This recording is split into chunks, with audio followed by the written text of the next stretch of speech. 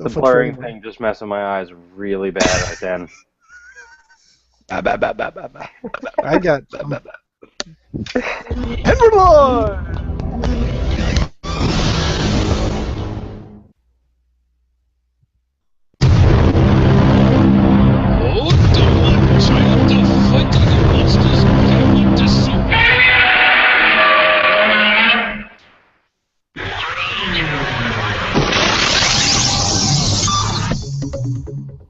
Welcome to Gamersledge Podcast, the weekly podcast about video games with news, reviews, analysis, and opinion. Keeping you up to date on how to wisely spend your money for video games, movies, RPGs, comics, books, and more for over 16 years. Find us online at Gamersledge.com. And now, your hosts.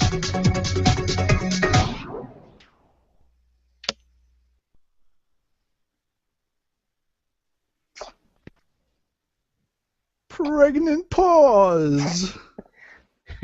This is getting really awkward. The pause is going to have its baby any moment. What do we do? Water, towels. That's what you always need. Guys, you guys are going to kill me. Is he waiting for me to sober up? What's going on?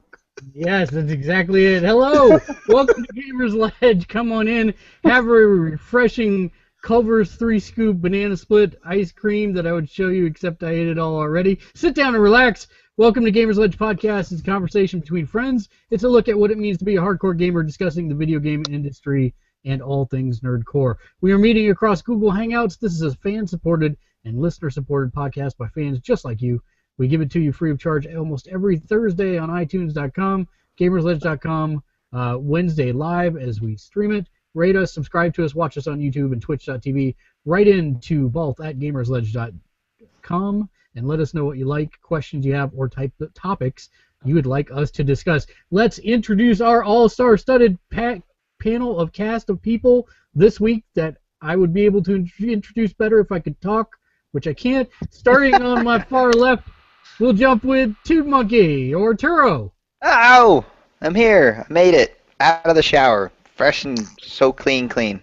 Oh, you know what? It's not going to switch to you because I had it stuck on me. There we go. Yeah. Oh, no! Now it's me. This is what I did when I was talking. Right here. Okay. Also joining us this week is Daniel. Hey, how's it going? And because Matt talks, he stole the camera away from you. Also joining us is the man with the beer, Burgundy / Dave. Love you guys. I got some more rum. And last but not least is Matt or Neo Sapien. Howdy. No gang symbols, please. That's me waving. Let's talk about what we've been playing. Let's go down the list. We'll start this week. What have you been playing, Turo? I love orange juice. Watch Dogs. I'm almost done. I am 75% done. Almost all my side missions are done. All my fixer contracts are that one's done. Thank goodness. 40 of those. That was annoying. And I'm still in Act 3. So almost all my side stuff is done. But once I finish all the side stuff, I'm going to the main mission, and that should take just a couple of hours. And yeah, then I'll.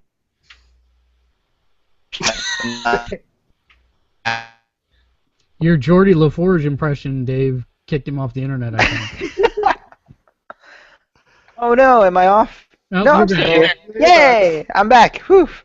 Welcome back, Cotter. So, bunch of Watch Dogs and Gravity Rush on the Vita and Clash of Clans and Marvel Puzzle Quest. And that's it for what I've been playing. Yeah. Boop, boop, boop. And the man who is constantly in and out of focus, Daniel. How's it going? Actually, since I was on last, I've played the Destiny beta while it was on, a little bit of Original Sin, and Divinity Original Sin, Zen Pinball on the PS4. Did you pick up that Guardians of the Galaxy table? I haven't yet. I just realized how fun pinball is on a console. I've also been playing Chrono Trigger on the PSP. Whoop. And And Star Wars: The Old Republic and WildStar. And what are you thinking of WildStar? I don't like the cartoon graphics, but the mechanics are just TDF. They're amazing. They're the it's an MMO, but it makes it feel like an actual game where you have actions. It's got zones that the enemies attack on that you have to move out of and stuff. It's really, really fun. It's a lot of fun and pretty creative. By the way, if you missed out, we had a very long discussion about the pinball games on consoles and arcade. What's it called? Arcade pinball? Is that it? Pinball so. Arcade. Pinball Pinball, Arcade. yeah. Pinball Which Arcade are is the much more realistic one. I just saw they updated some. There's high speed now. High speed. Yeah. So Daniel, if you have not checked that pinball game out, you should as well. Definitely. That one's it has all kinds of great stuff on there. Like I all will- the real tables. I will say that I did bite and I got the Guardians of the Galaxy table for Zen Pinball, and I have to say it's actually a really fun table. Cool. So, check that out if you get a chance. Yeah. Anything else you've been playing? Nope. I think that's about it. All right. Pen and paper stuff, but other than that, that's Like all. tic-tac-toe? Like tic-tac-toe, Sudoku. No. We're playing in a Supers pen and paper DC Universe game that's actually taking place in the Marvel Universe on Sundays, and a Pathfinder Dragons game where all the players are dragons on Fridays. Nice. Wow, that's awesome. Burgundy, what about you? Hey, I've been busy. I saw Book of Mormon is in Philly, so I got to see that yesterday. It's an amazing show. If anybody gets a chance to go see it, definitely go see it. Support it. It's awesome. It's worth it. I downloaded the Road. Oh, somebody fill me in on what that name is. Road Not Taken. Road Not Taken. Road Less Traveled. Road Less Traveled. Something like that. Hold on, I can tell you just a sec. I just turned it off. the free PSN game. Yes. Yeah, that one. Sure. Okay. Road Not Taken. Road Not Taken. Sure. You pick people up. You throw people around. It seems kind of like They said it's like a roguelike puzzle game. All right. So I think. They're using roguelike for everything now. Yeah, I don't quite understand. I mean, maybe I get it because you have like a life thing, and the puzzles are kind of like granted 10 minutes of play right now into it, but it seems like the game mechanics are you can pick stuff up, throw stuff around, but when you carry an object, you lose health points. So the idea is to try and like figure out how to throw stuff. So when you grab something, you can throw it in one direction, like right in front of you. So the idea is it's kind of like slide block puzzles in a way. Wait, did you say that you can throw things at one direction? Throw things in one direction. Oh, I was going to be much more excited about this game for a second. Sorry. Yeah, I know. Sorry, dude. But I think next month they're adding the new Fighters to Mortal Kombat with the Orlando Bloom and Justin Bieber characters. So that could be good. They all just each other They would miss punches. because they didn't actually fight, even though like the news said they did, and they didn't because the news lies to you people. Shame. Did you play anything else, Dave?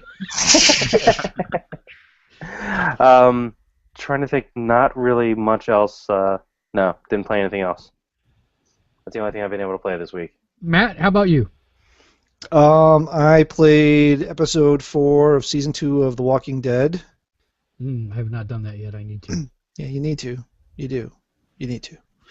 The continuing adventures or such of one young girl whose name is escaping me. Clementine? Clementine, thank you. I was like Calliope, and that's not right. So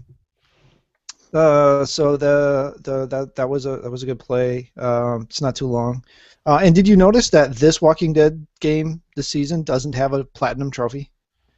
Much to my chagrin, yes, I did notice that. I didn't notice that until I was looking at after I finished episode 4. I'm like, oh, hey, there's no platinum trophy here. Interesting. Anyway, I also finished up Strider on the PS4 from our free game from a while back. It's a pretty straightforward Metroidvania action game. I played it on normal or whatever. I know like true hardcore people play it on hardcore on whatever its hard setting is, but it was fun. Run around and slash guys with a sword. Basically, that's the game. Explore areas, collect stuff. Finish that up. Saw Guardians of the Galaxy. Yes. That's all I have to say. Yes. Bought a new laptop. Hi, talking to you from my new laptop. Yeah, I have to say the camera looks much better. Yeah, it's a couple of years newer, so I suppose. Also bought a smaller Nikon something 9600 to take to our Disney vacation. So it's something we can slip in our pocket and still take pretty nice pictures with. What? The Nikon S9600. Yeah, there you go. Thank you. Thanks to Dave for helping with that selection. I'm texting him from Best Buy. Which one do I want? I announced, I think it was it, did I say last week that I was watching Attack on Titan, or was that one from our spoiler cast? That was from the spoiler cast. Spoiler cast. Okay, yeah, I started watching Attack on Titan via Hulu Plus, and forgot how much you have to pay attention when you're watching a subtitled anime. So I've gotten used to like watching TV and doing 3 other things at the same time, but you can't do that when you're watching a subtitled show. When you don't speak the language that they're speaking in. I like the show. I'm appreciating it. It's really seriously messed up, but I'm enjoying it. My son, my oldest son, is watching Naruto. On the other hand, I absolutely despise that. Naruto must translate to guys who stand there and talk about how they're going to fight for 14 episodes before they actually have a 5-second fight and it's over. Well, that's called Dragon Ball Z. I was going to say, it's basically trying to out Dragon Ball Z. So it's like an inside joke that just was taken way too far. Yeah. So. Kind of like us. Kind of something like that. Yes. So not so much with Naruto, and yes with Attack on Titan, which I know Toon Monkey and I'll have to have an argument about sometime. Any other games that you played? No, I think that was pretty much it. I downloaded. Oh my gosh, when we get to that article, we got to talk about that. I downloaded like 42 games for the PS Plus thing. It felt like, but that's just because of how awesome the setup was. But I haven't had a chance to play any of them yet. I still have. Whoa, that is a Toon Monkey face. I still have the Uncharted 3 to get back into, which I really need to do before I lose any and all motivation to play that series completely. So. Well, let's see. I played Divinity: Original Sin. I received a promo copy of Battle Blocks Theater, which is the sequel to Castle Crashers. And it's actually very good, very entertaining, but a little repetitive is my only critique of it. And beyond that, I have played a little bit of The Last of Us, and I spend more time playing with camera mode than I am actually making progress through the game. Oh, I need to get that. It's quite good. So that's pretty much it for my plate of video games. I downloaded a bunch of stuff today, but have yet to be able to play them, so we'll get into that here in a little bit. Divinity: Original Sin, if you're looking for a computer role-playing game like the old gold box type of stuff from D&D, it's fantastic. And much to Daniel's chagrin, every time we play it, I pause so that I can look at the battlefield from above and figure out what everybody's optimal next moves are. And he's like, "But Mark, I only have an hour to play." And I'm like, "But we can't die because it's second ed D&D basically." But yes, I'm enjoying it. I think he's enjoying it, but I'm not sure. It's good. It's a good game. They really did a good job on it, yeah. I'm excited because when you bought the game, you automatically get all the tools that they used to make it. So we should see some hellacious add-on content down the road. Lots and lots of. Oh, I've also been playing Marvel Puzzle Quest. I got Deadpool, all 3 covers, win, and that game is super addicting. Lots of news this week. Let's jump directly in. First thing we found out over the break since last podcast is that for the high level raids in Destiny, there will be no matchmaking. And what that means is if you need 6 people for a raid, you actually have to have 5 friends. Aw. Can I tell you how much? Never mind. Destiny responded. Luke Smith from Bungie said that I understand everybody's frustration about the decision to not have matchmaking in a post-matchmaking world, but that barrier to entry, the requirement that you get a group of people together and venture into something that's going to challenge your ability to work together first and your thumbs second, is the barrier I was willing to erect to preserve the activity goals. So I'm kind of all right with it. It's kind of cool. There's going to be 2 different versions of all of the raids. There's going to be normal mode, which he said that he fully expects people to beat the first week it's available. But then there is a second difficulty called hard mode, which they're saying will take probably around 3 hours, especially as you learn it, just for the first run through. So that's kind of interesting. That's pretty much the other side of that is the Ghost Editions are the pre-orders that they were giving away or that they were allowing people to order. They've been canceled left or right at many retailers because they went faster than hotcakes on a cold winter's day or something. Anyways, they're Winters in are high cold. demand. Yeah. They're in high demand, and because of that, multiple retailers have canceled people's pre-orders due to it. And the pre-orders are on track to be the largest ever for a new IP, despite the overall industry decline in pre-orders. So it's pretty interesting stuff. So that launches very soon, actually, under a month from now, if I remember right, or just over a month from now, September 9th. I'm taking the 15th, the week of the 15th off to play Destiny. So basically, you're telling me that I'm going to be playing by myself because you will have finished the game 4 times before I even get mine out of the shrink wrap.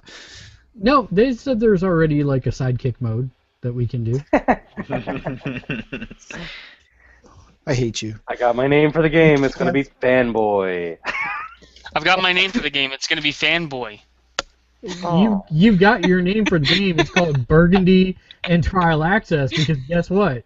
There's no way to change your name. It's whatever your PSN name is. Oh. That sucks, because my PSN name is D-Berg, which looks too much like D-Bag when you look at it on the screen. Well, you know, That's kind of appropriate. I thought that, but Yeah. I wasn't thinking at all. You were young and reckless back then. That's really strange that they won't allow you to change your name on it. Nope, Destiny decided to tie it to the PSN names, and on the PSN, you can't change your name, period. You So- can't even promote a sub account to a full account. Nope, you sure can't. But we shouldn't talk about slavery. Speaking of... I said sub, not slave. Speaking of Different slavery, subject. Oh dear. So, Dave, I hear that a game that has hacked and slashed its way into millions of people's hearts has reached a milestone number. Yeah, apparently Diablo 3, kind of popular. Selling over 20 million copies worldwide on all platforms right now. And it still has more platforms to come out on. That's a lot of copies. It is. And that's combined with the Rapers of Souls. So Reapers? Reapers of Souls. So Activision said that was... Oh, The rabbit hammer strikes again. yes. I'm looking forward to buying this game again for the PlayStation 4. I was playing it on the PlayStation 3. And then I gave that version to my nephew who came home from college so he can play it. So I never finished it there. And then it's coming out on PlayStation 4, so I just told him to keep it. So I'm going to play it on the PlayStation 4 all the way through. And I'm looking forward to that. But it's a fun game. Everybody loves it. Everybody plays the hell out of it. There's a reason why it's selling 20 million copies. Simple as that. So speaking of selling on the PS4, Matt, I think you have some stuff about stuff that dropped for the PS4 this week, right? Yes, I do. So, under the new PS Plus program, we are getting all of our new content on the first Tuesday of the month, which was this past Tuesday, i.e. for us relative talking on the show, that was yesterday. And the 2 games per system came out yet again, but it's actually not quite that simple. We'll get into that. First, for the PS4, you had the PS4 only Road Not Taken, which is the one that Dave was talking about earlier, where you have to try to save children in the woods, and that's all I know. That sounds way creepier when you say it that way than I meant. But anyway, Road Not Taken with the little Orco dude. Second one that you have on the PS4 is actually one that's on every single platform. So regardless, because of cross-buy, regardless of what PlayStation platform you have of the 3, the PS4, the PS3, or the PS Vita, you get a free copy of Fez. Or, as I did last night, download 3 different copies of Fez. So that obviously is a very popular platformer with a 3D rotation as is its hook. So as you're doing your 2-dimensional platform puzzle solving, you hit I'm assuming it's a shoulder button, and the world rotates, and you have all different kinds of places you can go. So I actually played that on the Xbox. Back in yeah, the it's day. not a new game. It's been around a while. Yeah, I played it's it on PS3. It's a really fun game. I didn't see that one on there when I was downloading stuff, so I'm definitely going to grab that and play that again. You said that's on. It's on all platforms. All three. It is the PS4 submission, or the one of the PS4, 2 PS4 titles, but because of cross-buy, it's available on all 3. That's awesome. I am so playing that on the Vita. That is very awesome. Okay, so moving on to the PlayStation 3, the only PlayStation 3 only title, again, we already said Fez is on the PlayStation 3. The only PlayStation 3 only title that came out this week is Crysis 3, which I'm actually interested in trying, even though it's a shooter, because it's kind of more of a sci-fi shooter, and the stealth suit thing seems like a pretty cool mechanic. Well, let's put it this way. It'll be the last Crysis game that you ever play. So true. It'll be the first Crysis game I ever play. You're going to die here, too, you know. Convenient. Another title that came out under the PS3 banner is called Proteus. It is also available for the Vita as well via the cross-buy. Proteus is a musical exploration, procedurally generated game. What? Which I haven't played yet, but essentially the idea is that you're exploring these islands that are procedurally generated based off the soundtrack of the game. Wow, you got that excited. Yeah. I excited to sneeze out of it. I heard it. Trying to get that mute so fast. But again, this is on PS3 and PS Vita. It sounds like a very interesting. It's very low res graphic. It's very little blocky graphic style. What would be considered an indie style. And I haven't played it yet, but it sounds like a very interesting concept. And I don't really know what you do other than explore. So that'll be an interesting one to dig into. The other title that's available on PS3 is actually one of the PS Vita titles, which is Dragon Crown.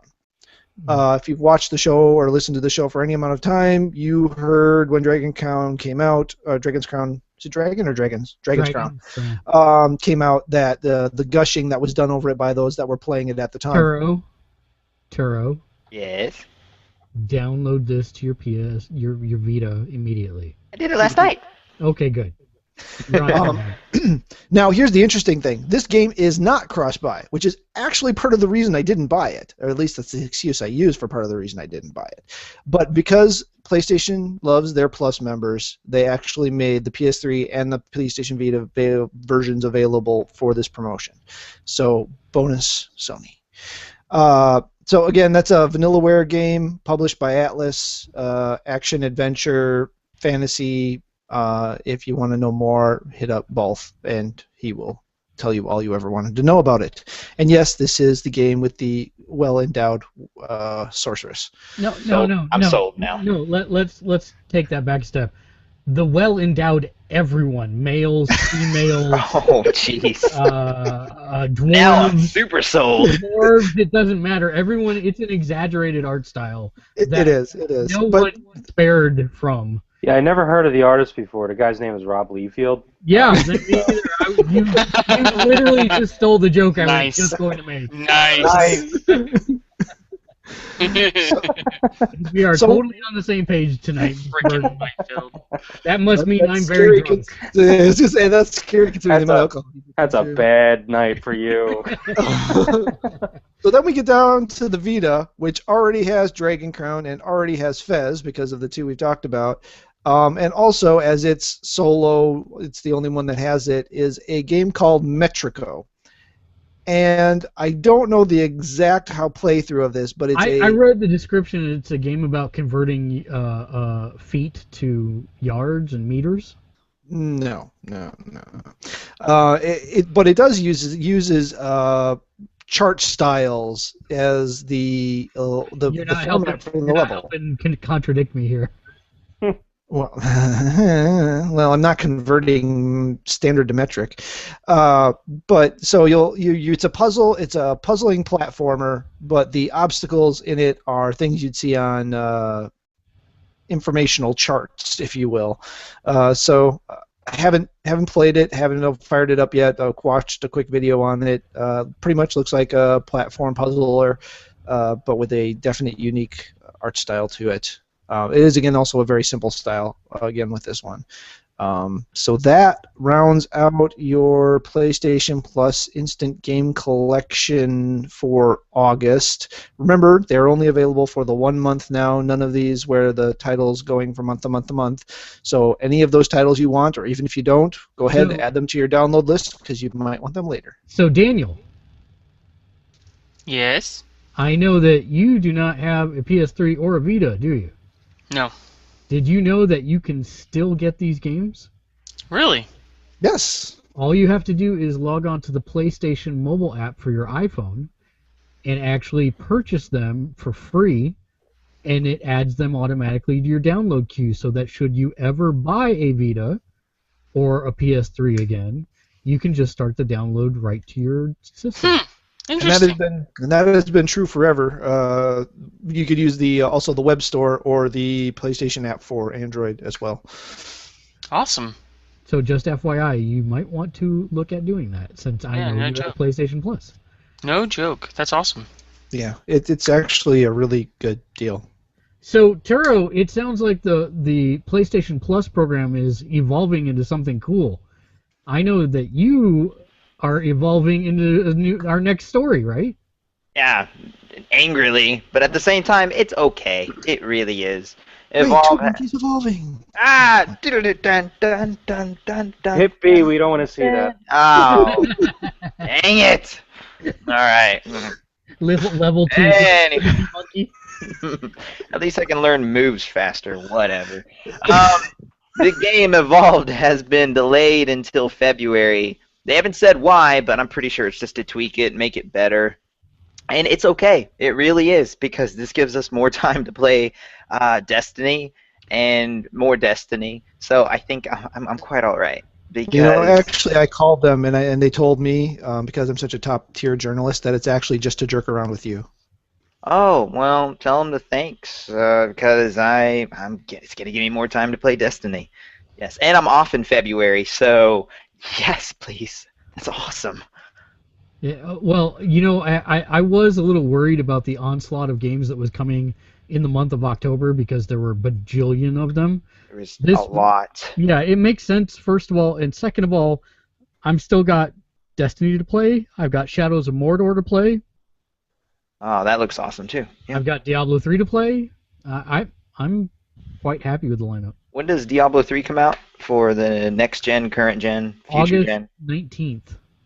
August 19th. Oh, Man. I'm sorry. Oh. Is that right? Yeah. August 19th is like literally like 2 weeks from now. Oh, man. 2 days after my birthday. Huh? Hey, maybe you'll end up with PS4. Yeah, no, I probably will. I won't get it for the 1. I'm gonna get it for the 4, so I can play with you guys. That was not what I said at all. But all right. Oh. Daniel. Speaking of Hey. things that evolve, Yeah, actually, I'm gonna go over a couple of the new RPGs, pen and paper RPGs that have been coming around the bend.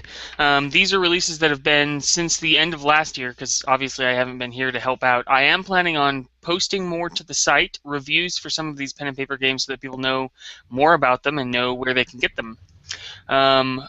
But let's start off. Firefly the RPG just came out recently. This is an updated Cortex system from Margaret Weiss Productions.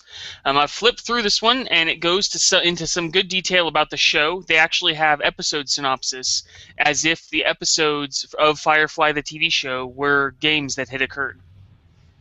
So wait, Daniel, is this is this above and beyond the Serenity RPG? So I'm actually getting into that right now. This is the product we all wanted from the Serenity RPG. It's about the same system but updated. This is the same. Margaret Weiss Productions is the same company that put out the Supernatural role-playing game, the Battlestar Galactica role-playing game, the Smallville role-playing game. They take these properties and turn them into very fleshed out and efficient role-playing games. Sorry, I've got a gremlin. I don't have the kid's iPad. Go. Don't feed it. Don't feed it after midnight. Don't feed it after midnight. It's already a gremlin. It doesn't matter. I've got 3, so apparently someone poured water on it. They couldn't. So they released. This is the company that released the Serenity RPG a couple years ago. They couldn't get the license for the TV show itself because there were 2 different licenses until recently. So good job to them for getting that. The book is chock full of gaming goodness, and I would highly suggest it for any browncoats or anyone looking to play the game, any game where Western meets spaceships. It's a good sci-fi, but it's also very gritty. I give it 8 out of 10 Wheatons. Doctor Who also. Wait. Before you move on, I just also want to point out that if you were not aware, because I was not, an expansion for Firefly, the board game, did just come out called Pirates and Bounty Hunters. It is a little expensive. It's like a $30 expansion, but I had not seen it before this last weekend. I managed to find a copy and pick it up. So if you have the board game, this is a great expansion for it. Have you gotten a chance to play the board game a bit? Of course not, because I have no friends. So the board game is also very, very good, and I've heard about the expansion, so I'm really glad you picked it up. But it's they did a very good job with it, a very good job with it. What style of game is it? The role-playing game or the board game? The board game. If you've played the Battlestar board game, it's along the same lines. It's a board that has a bunch of different things going on, and essentially you're trying to complete. You've got your board, which is the verse, and you've got your ship, and you've got your crew, which you can pick up different crew at different planets in the verse and hire them for money, and then you do jobs, and you have to take stuff from planet A to planet B, as an example. Well, you get paid once you get to planet B, and you have to pay your crew, or it gets them angry, and a bunch of other stuff. So it's really neat. All the same at the same time, there are reaver ships on the board that move towards different zones, and so if you get hit by a reaver ship, there's a good chance you're going to die.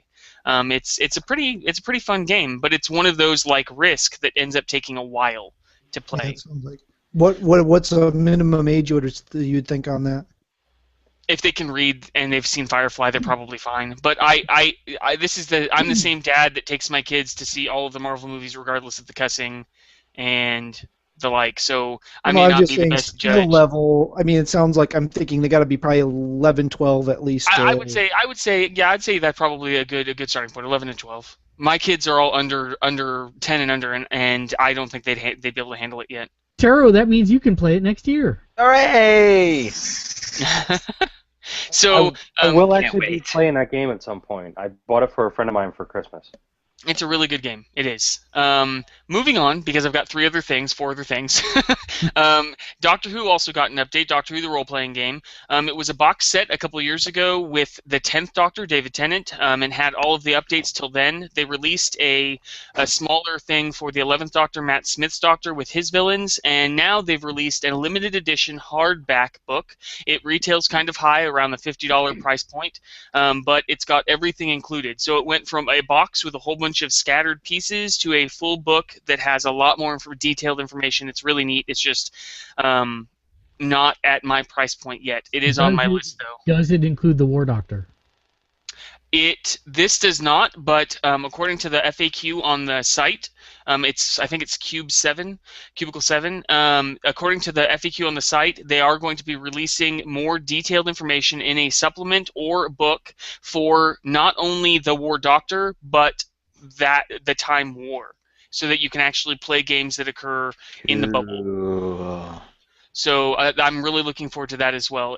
It's got a slit cover that has the 10th and 11th and the 12th Doctors, Capaldi as well. So it's pretty neat. And I would say if you're a Doctor Who fan or a serious role player, then it's probably going to be an auto include for the gaming library. I give it 7 out of 10 Whedons. It's really just a rehash of the older material. So if you already have the box set, it's not very much more. But overall, I'd say it is a slightly better format in that it is not a bunch of flimsy printouts. It is an actual book. Next, Shadowrun 5th edition. That's actually what I'm reading through here. It is the latest edition. It came out late last year. It corrected a lot of problems people were having with 4th edition. Shadowrun, unlike the other two properties I just spoke about, may not be known wide to the audience. It's a cyberpunk fantasy setting. It takes place in an alternate universe where corporations have taken over. Fantasy races such as dwarves and elves and dragons have come back into the world, and tech is everywhere. The 5th edition, it's really, really good. It's really, really simplified. The system works really, really well, but the first book is like 900 pages. Not really, it's like 450 pages. But it's a good system. It's a lot of fun.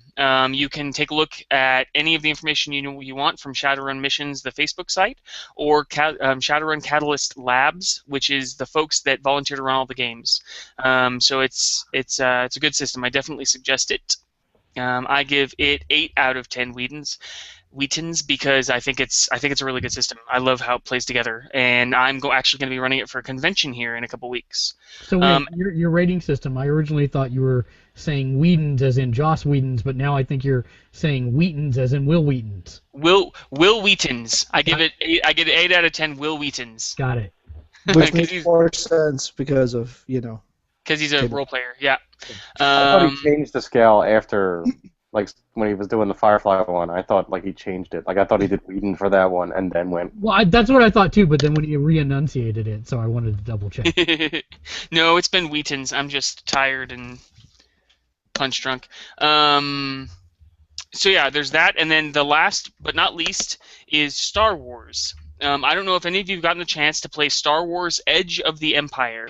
What they've done, the folks that picked up the Fantasy Flight Games, that picked up the licenses for the Star Wars role-playing games, they decided to break the setting into different portions. All of the settings take place in the same time period, which is just after Episode 4. But you can obviously shift that if you wanted to play in the Old Republic era or in the New Legacy era. But for the purpose of these games, they take place after Episode 4. There are 3 different settings, 2 of which are now out. The first one, Edge of the Empire, in which you play a smuggler or kind of the thief-type characters, the Fringers, that came out last year. Age of Rebellion just came out. They just released their box set earlier this year, and they just released their core rulebook just recently, within the last couple months. And it allows you to play characters in the Rebellion, and flipping that, if you wanted to play a game where you were the Empire, you could do that as well. The game itself is very fluid. It feels like a living system, which is what they tried to do. The dice you roll, they don't have numbers on them. They have little symbols that can cancel each other out. And if you fail at a skill check or at a check for something, there's a chance that you still rolled a boost which means that you could maybe you fired at that stormtrooper and you missed, but you spend these boost dice to give one of your teammates a bonus later on against that stormtrooper. So maybe you shot and the stormtrooper dove out of the way, so you missed him, but now he's out in the open, so your friend can get him. Things like that. It means that your successes could still have a bad part, or your failures could still have a good part, which is, in my opinion, a lot more like life. So those are the role-playing games that have come out recently that I suggest. I've got a fly in the room. You didn't tell me how many Wheatons. Oh, the Star Wars game, I would probably give it 9 out of 10 because it's a very well done system. It's a little hard to get into. The dice, because they are different, it takes a little bit to recognize what the dice mean. I've got some players that have played a couple of these games now, and they still don't know one from the other. But overall, I think the system is very, very well put together. I think they did a very good job. They released the beta testing materials wide, which means you could go and buy the beta testing core book off Amazon even about a year out, so that they could get all of everybody beta testing who wanted to do it. And I actually purchased the beta testing book and the core book for Age of Rebellion and for Edge of the Empire, and they were the same price. So they got me hook, line, and sinker. But I really liked it. I'd say 9 out of 10. Awesome. Yep. Well, speaking of 9s, let's talk about the 90s. I'll be like that for a second. These transitions, man. Oh, yeah. They get better and better. Turo, Yes. do you know what the name of the dinosaur in Mario is?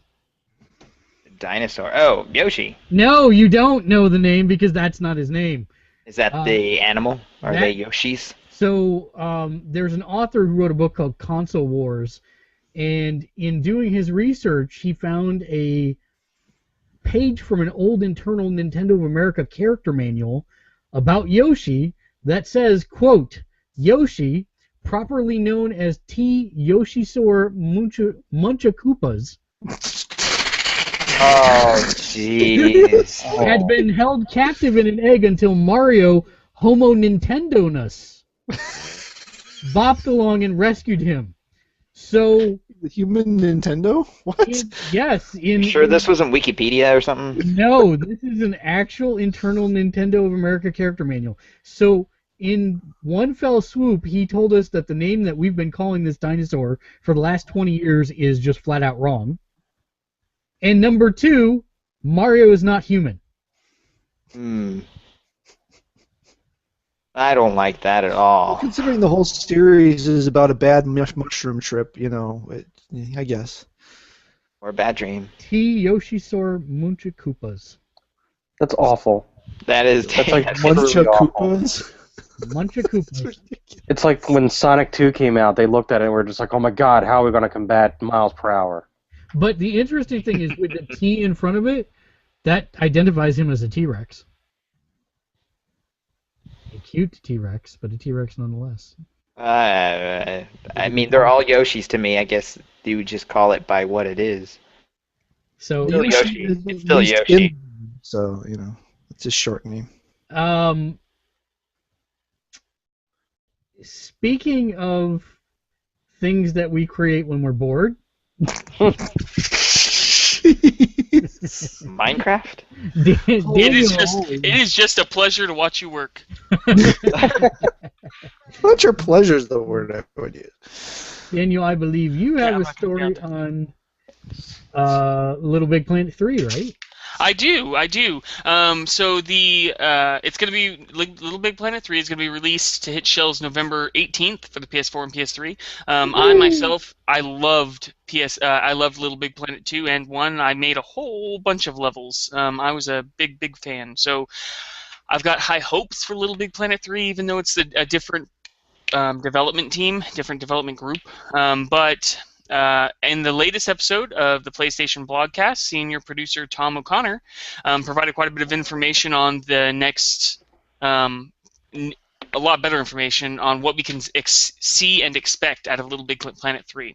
We all know that there are going to be a couple different types. There's going to be Toggle, which is the guy that can go from big to little. When he's big, he's going to be strong and heavy, so he can activate certain things like springs and platforms, and he sinks into the water.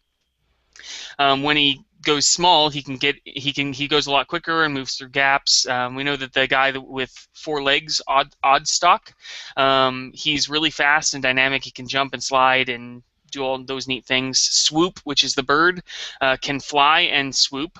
Just go figure.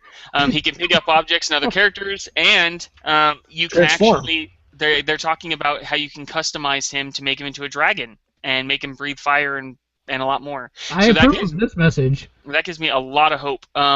So the producer, the senior producer, also talked about a lot of the crafting side of it, which is what I was wondering. It was definitely challenging for them because they wanted to make sure that they allowed the old features to mesh with new features that they wanted to do in create mode. There are 16 layers instead of the previous 3. 16 layers. 16 layers, which is freaking awesome. People can create levels with a lot more depth. Also, before, you were limited by the thermometer. There was a thermometer on the left side of the screen that would tell you, hey, yo, you can't put anything more in this level. Stop doing it. You're hurting me. Stop. And they're not going to do that anymore. Instead, they stitch levels together so you can have levels as big as you want, which is going to be freaking amazing. You're going to end up with a whole bunch of levels that are tricks where you go into them to beat the level and you just sit there forever because it's a giant effing level. There are over 60 new tools in create mode. 60 new tools. There were a ton before, but now there's even more. And it looks absolutely, of course, they say it looks absolutely best on PS4 with 1080p, go figure. And you can use the touchpad when in create mode to make things much more accessible and tactile. So See, I'm looking forward to it. I keep forgetting this game is coming out, like, what, November? November, yeah. So that's yet another one to add to this year's list while we're waiting for the stuff. Now the onslaught in February to occur. Oh man. Yeah, no joke. So, speaking of releases, Dave. These are gold. Are they? You're encouraging him. So, Capcom, in a very move unlike them, are re-releasing a remake. Wow. I know. So I think they're calling it Resident Evil Re-Remake. Re-re. Thank you. The collector's edition comes in a short box. So the classic, there was a very big hit. The original Resident Evil was remade on the GameCube back in, was it like 2001? I loved it on the GameCube too. Yeah, I mean, it was crazy when it came out because they were like, oh my god, this thing looks almost 480p. So they're remastering that for the HD systems, and it's coming out as a digital download for pretty much everything except for the Wii U, which is kind of funny. And you can play it in the classic 4:3 ratio because everybody's going to be clamoring for that, I'm sure. Or in full 16:9, where everything will, you'll have full access to the screen and stuff. And I'm curious if that's going to actually change anything. I know this isn't part of your story, but I noticed it later this evening. They have confirmed that will be locked at 30 frames per second. Oh, nice. Oh. It'd be cool to go back to the mansion again. It was fun to go to it again in the GameCube. Yeah. So. You know what? I'm glad you brought that up because I wholeheartedly disagree. I bought Last of Us Remastered, and now I wish I had never bought it. Do you know why? What? Because it was too soon? Yeah, because I think it was because it was too soon, and because my playthrough of Last of Us was my playthrough, if that makes sense. And so now that I know what's around every corner, I'm just like, oh, I have to do all this stuff to get here and do this. So you're not going to be surprised or remember the things because it's been years. It's been years since I played Resident Evil or the GameCube one. So this is going to be a pleasant surprise and nostalgia all over. So with The Last of Us being so close, yeah, I could see you be tired of it. Yeah. But I get to be actually enjoying it because I rushed to it. I played it. I had it in 2 playthroughs and I beat the game because I just wanted to do the review and get the story. Mm-hmm. So I'm actually going to take my time and enjoy it, and I'm going to have someone else with me to watch the whole thing. So I'll be able to see someone else's point of view and see them, cry. Yeah, and since I only played 5 minutes of Last of Us, I get to enjoy the whole thing. Wow, bravo, Sarah. I'm actually looking forward to this. It probably won't be an out-of-the-gate purchase, but I think it'll be something I get eventually because I never actually did play Remake on the GameCube, and Resident Evil was my first. I didn't buy it, but when the first PlayStation game I owned was Resident Evil. Director's Cut, which was exactly like the non-Director's Cut. My problem with Remake is that we've had Resident Evil 4 in between. Yeah, and that really ruins the old games for me. On top of that, they said that they're going to give you multiple control schemes, and I think that may break the game. I don't like that. You can select the classic control style also. So. Well, yeah, but that doesn't alleviate Dave's point. Is I think what his point is you're still going to be forced to go back to the plot kind of. The tank controls. Yeah, tank controls. Like, I remember panicking when there's a zombie and I'm panicking and I go, ah! That's just a scary thing. Like, I cannot wait to do that again. Where it's almost like the controls were like that, to panic and freak out and not try to... Oh, I thought you meant you did that. I was thinking, like, why would you stand up? No, in the game. Yeah, I stood up and just started running into the wall. Yeah. No, I cannot wait to do that again in the game. Like Kermit the Frog on like meth. Well, I think it's interesting because just from us talking about it, there's 1, 2, 3 confirmed sales. And speaking of confirmed things, Turo. Oh man! Oh, wow! I love these. I love everything. That was actually a good one. I'll give him a kudos on that. I'm telling you, let's encourage him. He gets better. Yes, confirmed. A new Assassin's Creed. And yeah, it's a new Assassin's Creed Rogue. Excuse me. There was a video of it, and it's gone. But I'm pretty sure you can screenshots of it. That's crazy. It's come out for the 360, or at least there's a 360 version. So that's all we know. It looks like it's going to come out for PS3 also. It should be. I don't know. I don't see. Pirate theme is Assassin's Creed 4. Yeah. So if you want more pirate stuff, then you've got the ability to do it. More land, more sea, and you're a Templar. So. Does your story say when it's going to drop? They're going to be releasing on November 11th. Oh my gosh. Well, so there's another November. Yeah, they haven't confirmed it, but they're saying that it's going to be revealed and confirmed at Gamescom. And that's coming up. And Matt, speaking of new things that drop. But you better not drop these. 3 new colors for PlayStation 4 controllers are just a white one? Not just white. What? First, there is Burgundy's True Love. No which is way. The blue. I gotta say that wave blue one's pretty sexy. The wave blue one's pretty sexy. If I was gonna buy one, it would be this one. The front plastic piece is I'm not even sure what color blue I would call that. It's not a cerulean. It's a few shades darker than that.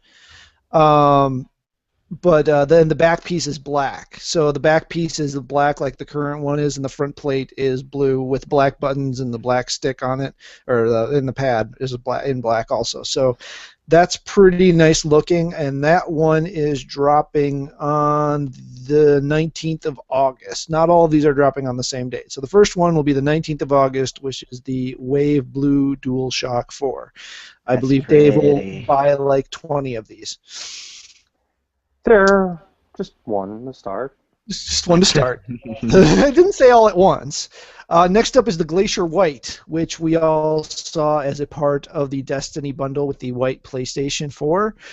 That one will drop on the same day Surprise. as the Destiny bundle on the 9th of September. So That one will be out in early September, and it is all white. Everything on it is white. It's white. And just FYI, this is the Wave Blue controller, so you can see it here. It is pretty. Do you want? Yes, it is. And the entire back piece, you can see it on the bottoms of the nubs there, but the entire back piece is black. So from the profile, it actually looks really cool too. The final one is the urban camouflage. So everyone who wants to feel like they're camouflaged while playing numbered shooter, whatever, can get this one. That one will be available on the 30th of September. While that initially may look like it's a placeholder date, that actually is a Tuesday, so the odds of it actually dropping on the 30th of September are actually pretty good. That one is a black back plate with a gray motifs, the stereotypical camouflage pattern in a gray motif for the front plate.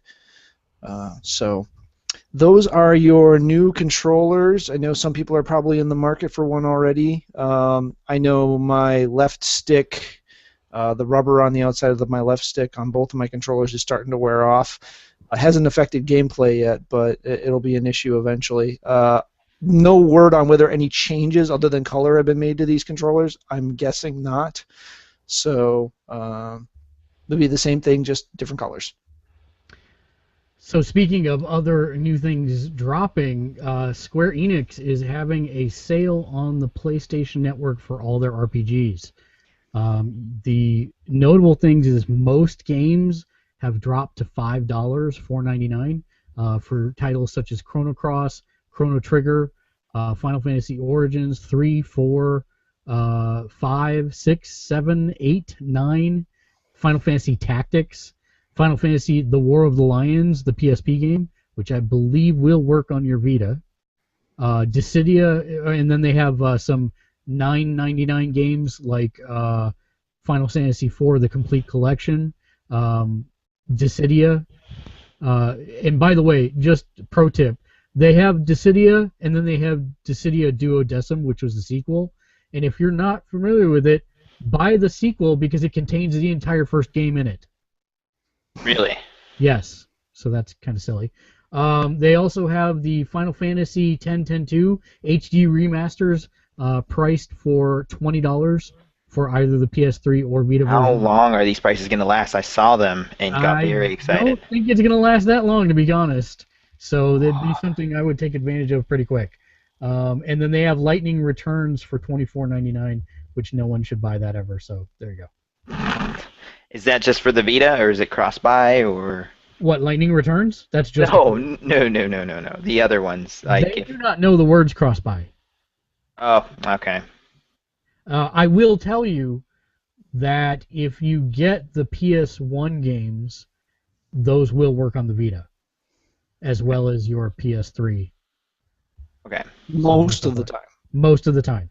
Except for Legendary Dragoon, which I was super excited to play on my Vita. And yep, I did the same thing. I bought it. Legend of Dragoon isn't on there anyway, so it doesn't matter. Yeah, but it was... Yeah, but it was part of that old dollar flash thing. dial thing they did. Yeah, for the 99-cent flash deal thing they did. It was awesome. And it said PSP and PS3, and I got excited, and I bought it, and... It doesn't work on the Vita. Not on the Vita. I do still have my PSP and my PS3, so it works on those. But So just looked quick. War of the Lions is both. It does work on PSP and Vita. So. Awesome. Okay. So those are some legendary RPGs. I recommend you pick them up. And Turo, speaking of legendary. Ooh, that was a good one. Legendary Pictures, or Legendary, what is another name that they go by? Films, yeah. They picked up Geek and Sundry. They, yeah, that's, if you don't know, it's Felicia Day and Will Wheaton. You know, they hosted that YouTube channel, and Legendary picked it up. So Legendary, if you don't know who they are, they make awesome movies like 300 and the Christopher Nolan films, that little Batman movie that he made, or 3 of them. Also Pacific Rim. They actually picked up a geek show. It's I don't know what they're gonna do with it. The whole channel. The whole channel, yeah, no, the whole thing. So they're gonna be doing, I guess, movie things too. But that's a big deal. Good good job on them too, or whoever's involved. Just good job. That's Did they awesome. buy him out, or is Felicia Day still in charge of the? I don't think it went into that much detail. I No. believe that she still has creative So, control.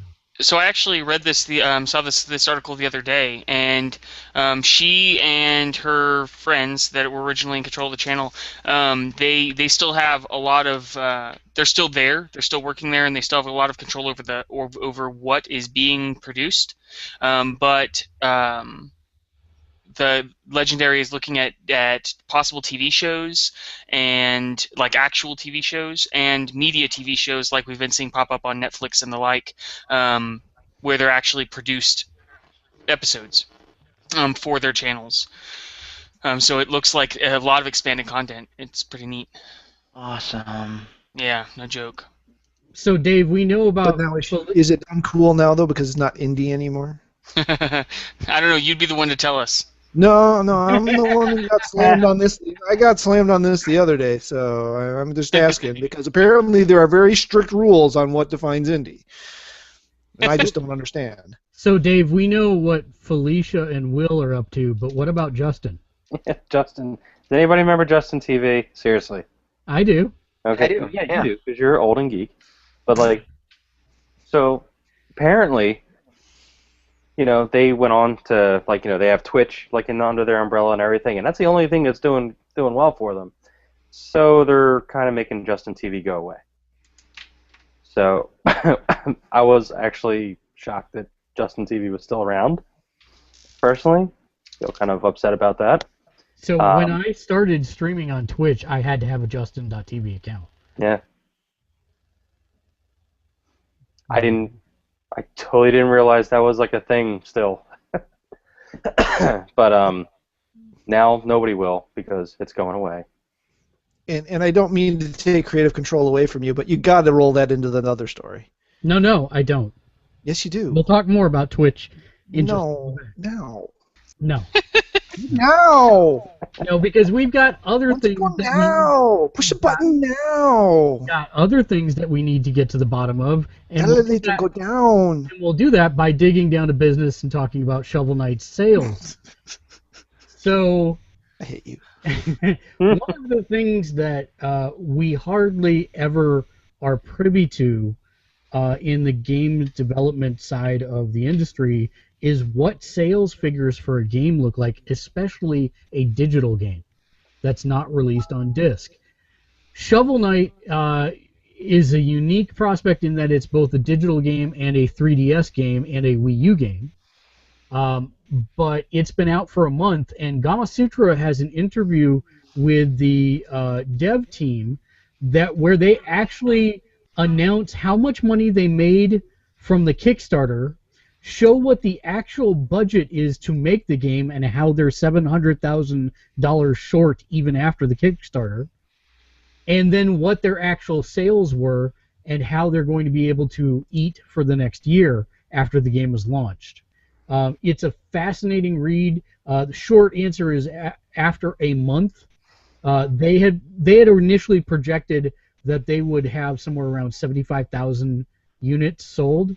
1 month, because of all the good press from the game, the gaming journalism community, they've sold 180,000 copies. And the interesting part is how that's broken down. 27% is actually on the Wii U, 33% is on the 3DS, 37% is on Steam via the PC, and then 3% are other distribution channels.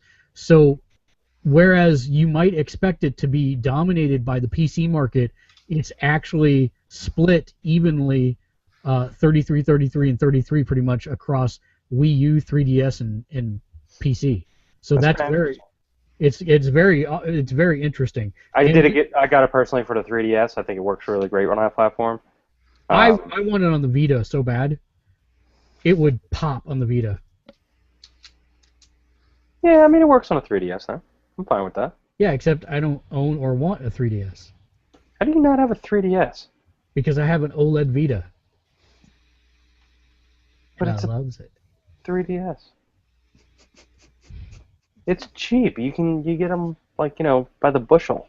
Well, listen, Yeah, the Despite, 2DS is like $100 on sale right now. Exactly. I know you want me to get a 3DS, but despite that, I'm not going to do it. And Daniel, despite what DC says, we've got some information about Batman versus Superman. Weak I like link that. of See, the that wasn't a transition. That was getting out of the conversation. That was because he doesn't want another 2.5-hour podcast. Okay, so yes, Batman v Superman: Dawn of Justice it moves to a March 2016 release. It had previously been slotted to open opposite Marvel's Captain America 3 on May 6th, 2016. So at least moving it back to March from May means that they're not moving it because of editing or needing to get that extra little bit of screen time for. Because they know they're going up against the juggernaut that cannot be stopped. See, it was part of my problem with this news because that's absolutely true. The news also was released that 9 more untitled DC movies and 2 event films had also gotten dates. The event films are just untitled WB event films that may not be tied to the DC universe at all. However, we are still looking at 9 other DC films while Marvel is doing Phase 2 and Phase 3. And I'm a big DC fan. I like DC better than Marvel for the most part. But these Marvel movies have just been amazing. And Batman, while good, doesn't really hold a candle to most of the Marvel movies that have been out recently. I didn't get to sit in on your guys' spoiler cast, but I went and saw Guardians of the Galaxy yesterday afternoon. Yay! And it easily made my top 3 movies of all time. Wait, let me guess. Wow. Avengers, Winter Soldier, and then Guardians of the Galaxy? No. Of all time. Oh. So it's right up there with Fifth Element, right? It's right up there with Fifth Element for me. Yeah. Because the movie itself, it was, I found it, without spoilers, I found it very entertaining. I thought that it didn't have a lot of useless dialogue. I was happy, just like Tora had said in the spoiler cast, there wasn't a lot of background info that I didn't need. They got in, they told me what I needed to know, and they got out and moved on with the story. And I took all 3 of my kids, and this is the first movie that my 4-year-old has been able to sit through and enjoy the whole movie. Nice. I was just. Daniel, I will pose one question that I posed in the spoiler cast to everybody else. Do you believe that this is going to be the Star Wars of their generation? Okay, I'm gonna say no with a heavy heart, and the reason is I don't want it to be. I want Star Wars to be the Star Wars of this generation. Yeah, well, good luck with that. But I think that there's a good chance because the parts that I really, really love about Star Wars and that universe, they really did a good job of. One of the things my wife, I know I'm getting off topic and I'm sorry, but one of the things my wife loved about Guardians of the Galaxy was that she, who does not read any comic books, could go and watch this movie and absolutely enjoy it. She laughed. She laughed, she cried, she did all the things a normal movie would have made her, even though it was a comic book movie. And she wasn't intimidated by the fact that she hasn't read every issue of Iron Man or every issue of Captain America. She's not intimidated by the fact there may be things in the background that she's supposed to recognize but doesn't, like the 10 rings from Iron Man. We all know the 10 rings mean Mandarin, but that's not something that the normal everyday person would necessarily pick up on. Guardians of the Galaxy. You did have to. Oh wait, I can't say that. That's a spoiler. Yeah. You did have to explain that though, right? Okay, so there were 2 things I had to explain to my wife, and 90 that I had to explain to my kids. And as you said to me earlier, Mark, when you were telling me that I should go see it, and that the only problem I would have is all of the 80s and 90s references, you were absolutely right. Yep. I got, again, Daddy, what's Footloose? Oh. Daddy, what's a Jackson Pollock painting? Luckily, I got that, and I went, he's an artist, and moved on. But yeah, so with these superhero movies, I have a lot of hope. With Warner Brothers and the like bringing out TV series coming up, like Gotham and The Flash, I have a lot of hope that the movies will also be good. But, I mean, at this point, we don't know. Can someone We just don't explain to know. me the point of Gotham? It's retarded. I'm sorry. Okay, so it takes place. It's just as retarded as a comic book that takes place in the same vein, which they've done. It takes place. They didn't want to tell Batman's story again, even though they are, and so it takes place in a world where he has not become Batman yet, and essentially all of the Batman's classic villains come out before he does. Well, not only that, but now But I they've thought they were tied. doing. No, wait. Now they've tied Gordon directly into the parents' murders. He is the working investigator on the parents' murders, which never happened in the books. Well, but to me that's not that big of a change. I mean, I don't see that as something that hampers or destroys any plot-related stuff. I mean, it just ties Brings him emotionally. It brings him emotionally closer, which was. It makes him more of a mentor. Yeah. Yeah. So I'm that's how I just see it. I'm super nonplussed. I'm super plussed about the Flash, but I am super nonplussed about Gotham. I think it's a stupid idea. But Now, Gotham have is you- Fox, right? Do you watch Arrow? I do not watch Arrow. Have you seen any of Arrow? I have not watched Arrow. Okay.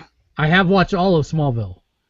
Well, I mean, the Smallville took its own, just like Arrow did. It took its own path from the comic books, from anything that had been done Yep. before. And it was a love-hate relationship for me with that too.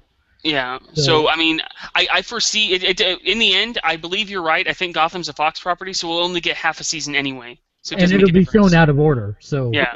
Yeah, I don't have nearly the hope for Gotham that I do for Flash. CW has already proven with Arrow that they can produce a show and put a quality product out there. I think they've got a good foundation for Flash and bringing in meta into that universe. Gotham, I struggle with Gotham, and as near as I can tell, Gotham and the Arrow Flash universe are two separate There. universes, There. which are Yeah, both see- completely separate from the movie universe. See, So I hate to say it, but this is another way that Marvel is out DCing DC. DC for years has been the company with the strong, closely interconnected continuity between properties, and Marvel is created between Agents of S.H.I.E.L.D. and the Marvel movies a very strong continuity when they're the ones that normally say for the books, screw continuity, we just want to tell a good story. And it seems like they've got their wires crossed. Marvel's making happy movies, and DC is dark and brooding. When in the books, DC is hopeful and looking towards the future, and Marvel is the crappiest place to live. It's like, what the hell is going on? Somewhere there is a mix-up in the universal translator. I mean, I'm happy about it, but it's crazy to me. What Yeah. I don't understand is why hasn't anybody turned around and said, like, hey, you know all those awesome one-shot, like, animated projects we're doing, and how the people, like, really know what they're doing when they're producing those? Why don't we put them in charge of anything else? Like, if they just put, like, Dini and who's the other guy? Dini and the guy who was, like, working with Dini a lot. Jeff Johns? No. Oh, I can't remember his name. I'm drawing a You look complete blank on it. You look like Professor X. You do. It looks like you're trying to mind control all of us. There was two guys. It was Paul Dini and somebody else who, for a while, they were like the top two people that were like really responsible for the creative push behind all the animated stuff. Justice League Unlimited, that whole era where everything was just like firing on all cylinders. And then after mean that Bruce finished Timm? up, they started Bruce Timm. That's it. Thank you. You're welcome. Those two guys were just really great. Why don't they just put them together again, give them the keys of the castle, and say, fix this? No, what they need to do is have Johns stop writing books and have him start doing all the movies. Yep. Because Johns is the lore master of DC, and he tells better stories than anyone, I think, in the last 50 years at DC. And I have no idea why they just don't turn him loose. I mean, the Flash pilot is written by Johns, and the amount of fanboy respect paid in the little details of just glimpses of what we've seen of the pilot speaks more volumes than any DC movie put out in the last 10 years. Keep in mind though, he's only doing the pilot. I know he's only doing the pilot. It's I'm like very sad about it's like R. Martin directing an episode of Game of Thrones. I know. An episode. So I agree, and you know I'm right there with you, man. That I think that the digital, a lot of the digital movies that have been coming out are amazing. They're really really well done. Yeah. So I agree. They should put those people to use doing actual live action stuff instead of having, hey, by the way, we're gonna have this movie with Batman and Superman. It's gonna be awesome, except it's also gonna have all of the Justice League, and then it's gonna be torn apart because of how many characters there are because we're not learning our lesson. Exactly. Like somebody was complaining the other day about Man of Steel again, and just how like horrible they butchered the character of Superman in that movie. Oh, come on, I'm not alone here, No, folks. you're not. No, you're I not. haven't watched it. I didn't think they butchered him. I thought they butchered it, personally. He killed somebody. Spoilers! Come on. Man of Steel. That movie's been out for 2 years, Mark. Yeah, 2 come on. years. Still, Statute of limitations is up. As long as Mark thinks it's a spoiler, it's a spoiler. As long as Mark doesn't think it's a spoiler, it isn't a spoiler. Just live with it and let it go. We've been Okay, down this road. we'll just say that Man of Steel sucked then. And like, but they were trying to make Superman edgy and all this kind of stuff, Where's and the like hang up we button? need it. Well, he We did needed, kill a like, lot of new people. Superman. Indirectly, he killed a lot of people. But then on the animated side, at probably around the same time, they did Superman versus the Elites. Did anybody watch that? no. Right now. How dare you? We all suck. Get over it. Make your point. But the whole point of that one was there was this group of new heroes showed up. There were the edgier ones. There were the ones that were taking it a step further than Superman would, and like getting the quote unquote results that the people wanted out of this. And Superman was outdated. But then everything went bad, and Superman had to fix it. But he had to outsmart everything, and it was just really great. It's probably one of the best Superman stories they put down on that. I really enjoyed it, and like that should be like the way Superman is, because this was the way Superman was. Like he actually is smarter than these people, and like they're just ruining it in the movies. I'll hope that DC can patch something together for their universe between the TV and movies. But speaking of patches, Matt. One last thing. We have a viewer, and I've been getting comments, so I We need have a to couple share. viewers, actually. Yeah, I need to share some of these. First, Daniel, your feedback is, Daniel hopes DC movies are going to be good. You guys clearly don't drug test before adding to the video cast. If that was the case, Burgundy would never be able to. Exactly. And then his other comment, several others, one is that he believes that the DC comic universe is super brooding now, post 52. Well, I do agree with that, by the way. It is. And Yeah. Man of Steel makes him bleed from the eyeballs. Thank you. All right, so speaking of patching together movies and TVs. Oh, okay. Let's say it again. Yeah, exactly.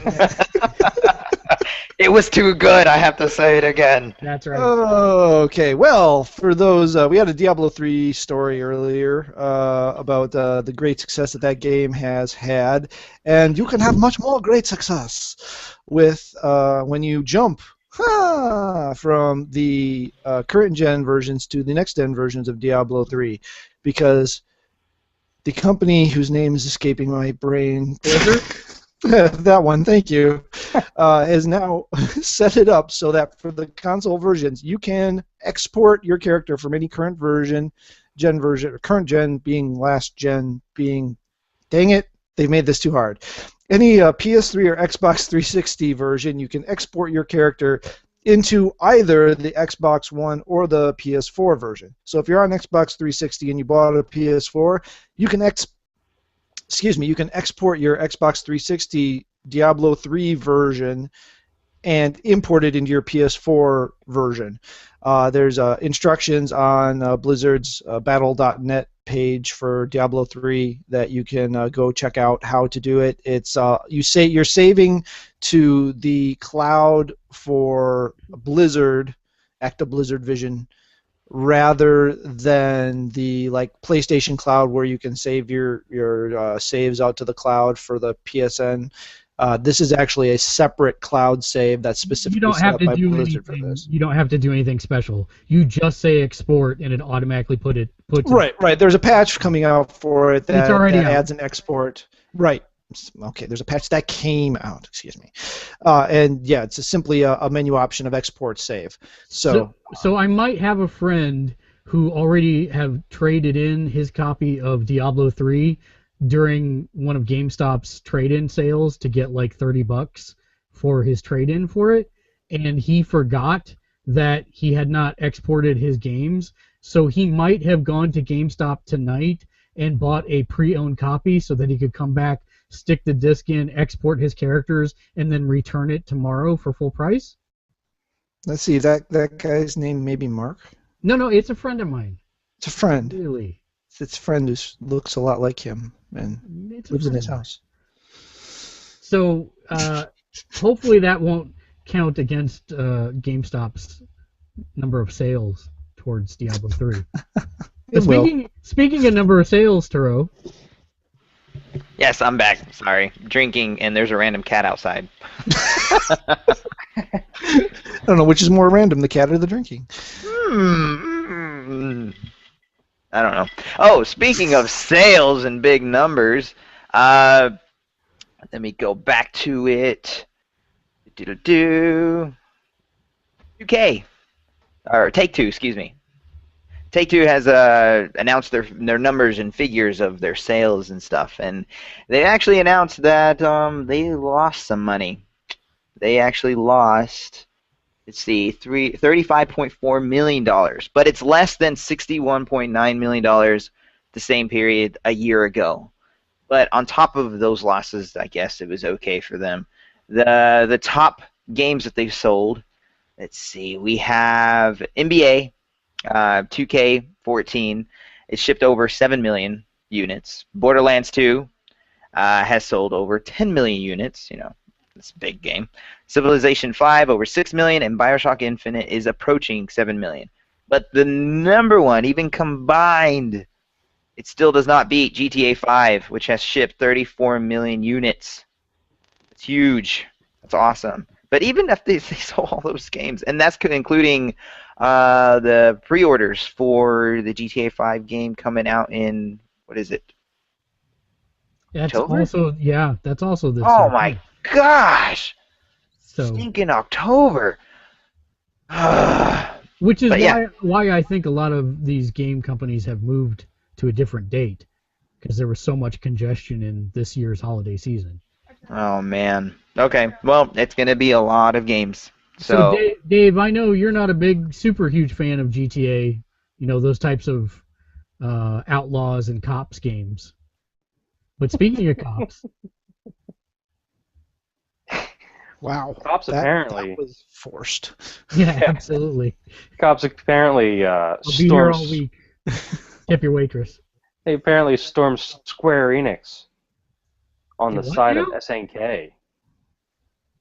They stormed the offices of Square Enix after a lawsuit from SNK. Apparently. Wait, is this a new There's a game? No. It doesn't even involve SNK games. It doesn't even versus involve games. Squeenix. What's that? I said it's the new game SNK versus Squeenix? Squeenix. Yeah. Pretty Yeah, much. we've already had that game. Yeah, sort of. Oh, sort of. Anyway, sorry. Continue. Apparently, they've been, very naughty and using a lot of SNK characters on a manga site that they have. So instead of SNK saying, "Hey, you may want to stop doing that," they were just like, "Unleash the hounds," and they just sent the cops, to bust down their doors. And yeah, so don't be stealing from SNK because they'll call the popo.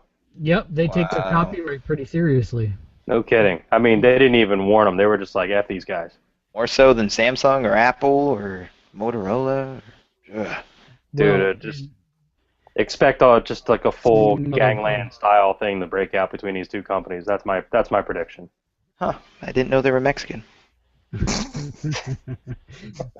Speaking of copyright, Speaking of Mexicans. That first.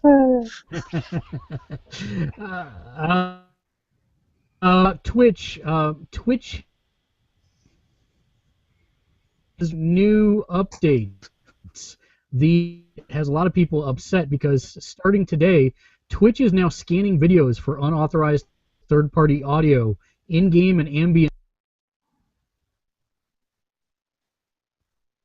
Ruh-roh, Raggy. Oh no! Oh, This is not good. If he dies, the Last whole- week's show over again. over again. no, it's okay. It's Oh, fine. We he's got got to it. join Ah. back or the whole thing. I'm not alone. I'm not Oh, Okay, alone. so- we have a No, list wait. that we can follow. Dave, Well, Dave, no, you're we the guy don't- that has to start the seance, right? What's that? Yummy, You're the yummy, guy that needs yummy, to start the yum. seance. Yeah, yum. Oh dear. All right, I say we just press on. Okay, so the Somebody's long gotta and short of get it us kicked there out of here. is, the long and short of that one is because probably because Twitch just got bought by Google. They are now implementing the similar background and in-game audio blocking copyright protection service to better work with their blah blah blah blah blah. So We don't want to get sued and deal with that. yeah, and the funny thing is I don't know who's, it's got to be a very specific, because most game companies seem to be very on board with this type of online free advertising. It's not so much. Gotta It's be, not so much it's the got to game be the back. companies. It's not the game companies. It's the level back. It's the Right. music copyright holders. Which just look at the RIAA, and that's all you need to know. Exactly. That's what it's really all about. And the odd game company that doesn't realize it's free advertising. Yeah. And I think that this is What? He's back. Wow! I ended mid-sentence somehow, but I was back. They do have ways for you to challenge it, but it seems like it's heavy-handed, and this really does kind of enforce the whole YouTube is coming to Twitch mentality that we've kind of expected for a while now. Beyond that, Twitch is also they are eliminating the save forever option, and they're actually increasing the amount of storage that they have, but they're basically changing how that system works. So as long as you make a highlight of your video, which we do for all of ours, then they're stored forever. So no problem there. But it's interesting changes at Twitch. So we'll see how that shakes down a little bit. Yeah, later. More changes. Daniel, I think you've got an interesting story about the Library of Congress. Yeah. So in a very Joan of Arc, or not Joan of Arc, Raiders of the Lost Ark. That's the Ark. Sorry, Congress. It's Library of Congress, not Congress, dork. Oh, okay. I'm good. I was saying boo because of the lousy transition. I'm sorry. There was no transition, so I was hoping I was like, where is it? This is going to be a good one. And then I don't know. It's You the had rabbit. Duke Nukem to work with, for God's sake. I just want to look forward to every transition now. All right, let the man talk. Library of Congress. Speaking of people who don't go to the library, it turns out that one of the guys that works at the Library of Congress, a special job that we all want, he works for the moving image section of the Library of Congress, which he describes as the custodial unit for video games. He noted that library receives roughly 400 games a year through the copyright registration process, and sometimes they send ancillary materials like videos of gameplay, pieces of source code, and the like. However, he found the seeds of an unfinished Duke Nukem game for the PSP. It was on a DVR that was labeled Duke Nukem Critical Mass PSP. Now, those in the know probably remember that there was a Duke Nukem Critical Mass made for the DS a while back, but we'd never heard of one coming to the PSP. There were some videos on there of like Duke Nukem using a jetpack, which is pretty cool. But he realized that the computer was the source disk because he put it in his computer and saw that it wasn't just filled with videos like the other ones were. Sadly, this does not mean anything for us gamers. We probably won't ever see anything of this code out in the real world. It's all done with licensing and the like. But I think what's guy. most interesting about this story is the fact that this guy had to turn to the homebrew community to even be able to read the contents of the disc. Yeah. And normally, Sony really looks down on the homebrew community, but in this particular instance, the homebrew community was the only set of people that he could turn to help him decode the disc. So That's awesome. Yeah. Pretty freaking sweet. The Library of Congress being a way to discover video games, that's a very interesting channel. And speaking of channels, Matt.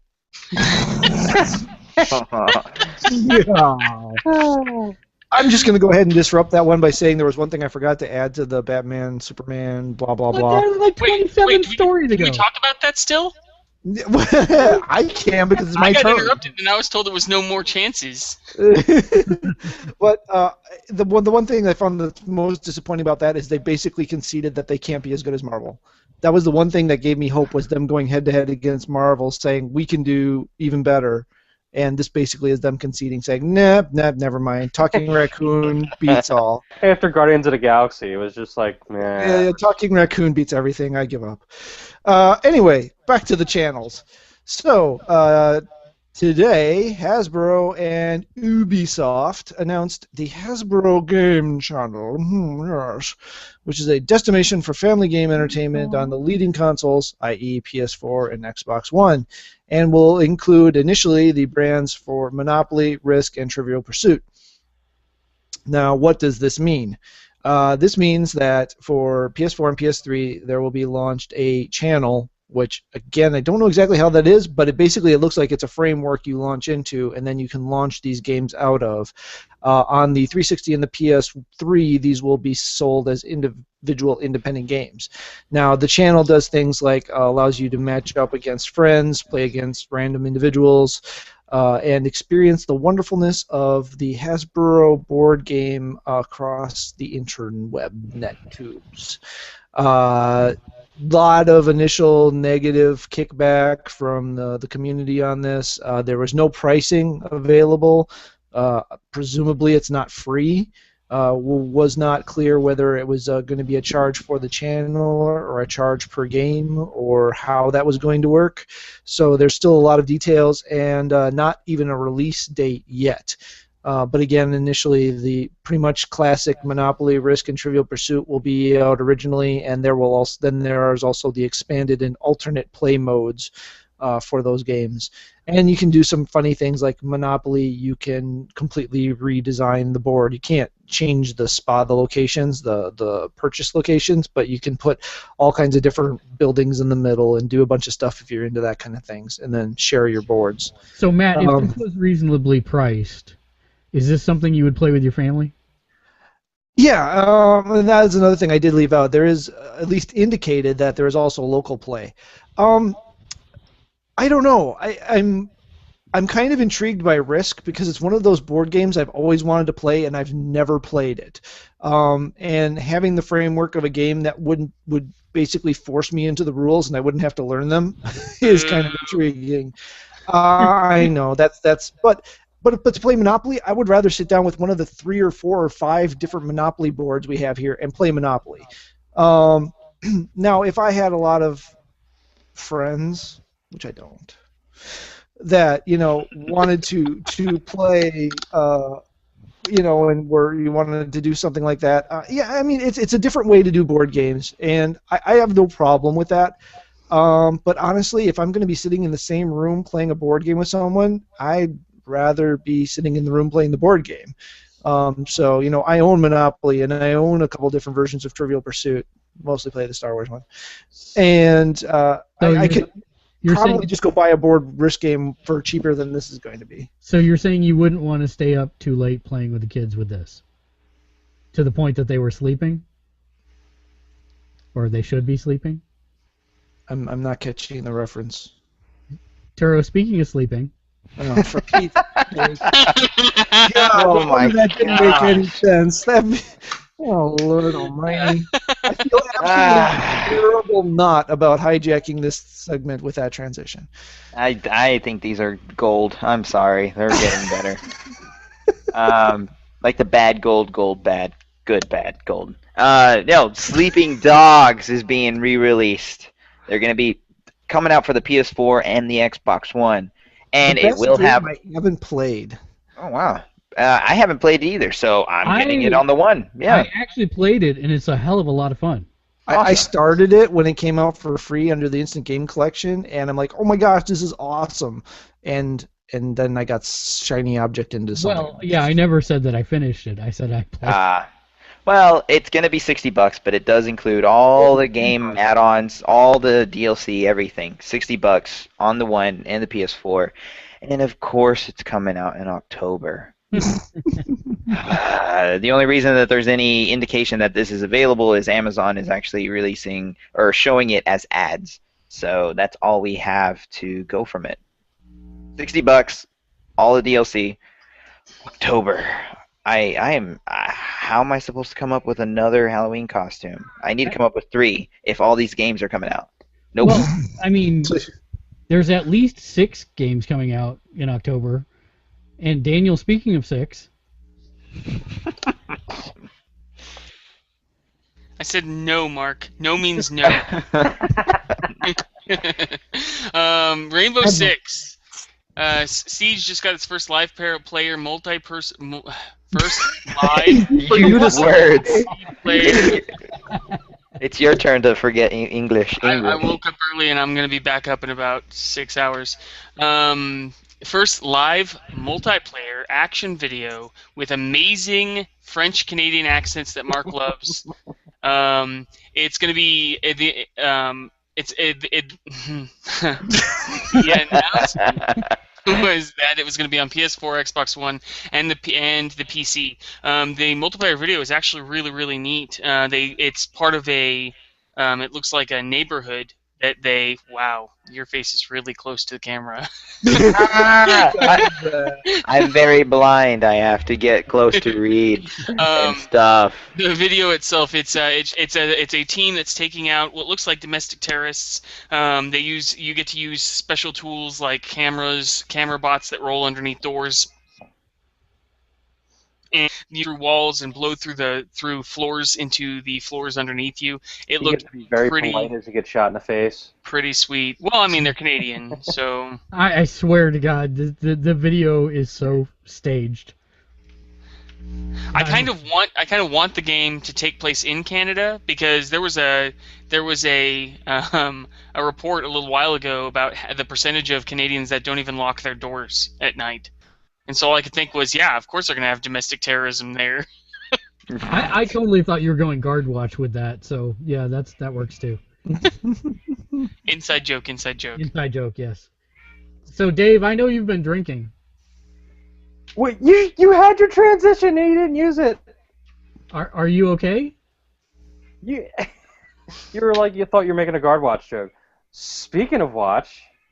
Oh no. No, you've been drinking. Are you okay? Oh, okay. I see what you're doing there. I like his guard watch one better. I like that one. I think the guard watch one worked better though. Now I'm really disappointed. That really wasn't what you were going for because I got all excited because I thought you nailed it. Speaking of fake Pokemon. Okay. Fake Pokemon. This is new Pokemon, sir. This is what you're going to be playing in a year, so you better get used to it and love it right now. I don't wanna. Because this I like my Pokemon. Because this thing just keeps selling. Like and they're closing in on 2 million units sold. Pouting crossed arms. And what are we talking about, Dave? Yokai Watch 2. Yokai Watch 2. Yeah, still #1 in Japan.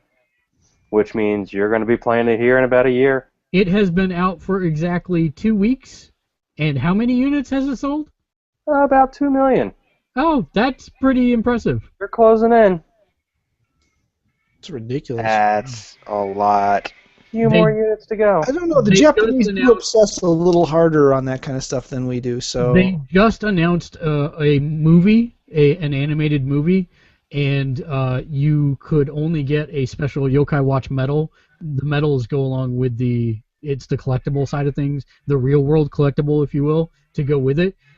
You could only get this medal if you lined up to pre-order the tickets for the animated movie, and they experience lines like they've not seen in years to get these medals. So I'm telling you, Yokai Watch is coming. They didn't. I was looking up stuff on that before about the like level 5 trademarked it in the U.S. Yep. But that was all the way back in January. Yep. And apparently around February they were asking people like, hey, do you want to see this here? But it's kind of been quiet ever since. So I'm really curious. I believe the time lag is because they are translating the animes. Oh yeah, I figure they're doing all that, but I'm saying you haven't heard anything. Like they're not trying to generate buzz. Oh no, I don't think they will because if you look at what they did over there, they had Yokai Watch 1 out for a year and it sold like, I don't know, it was something like 17,000 copies. I mean, it broke even for them, but it was by no means a success. It wasn't until they started the anime. Mm.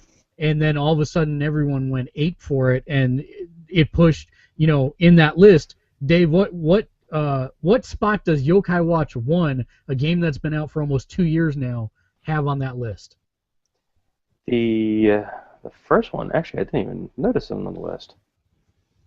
But it's oh wow, yeah, it's still number 5 on the list.